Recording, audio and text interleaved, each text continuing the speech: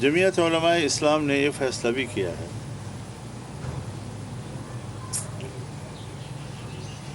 کہ ہم اپنے ہی پلیٹ فارم سے سیاسی جدوجہد جاری رکھیں. الیکشن کے بارے میں ہمارا جو موقف ہے، غزہ کے حوالے سے ہمارا جو موقف ہے،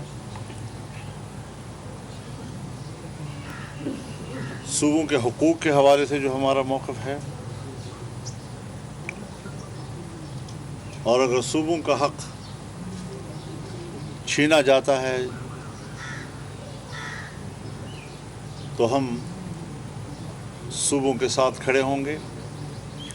جمعیت علماء اسلام اپنے پلیٹ فارم سے اس حوالے سے میدان میں رہے گی.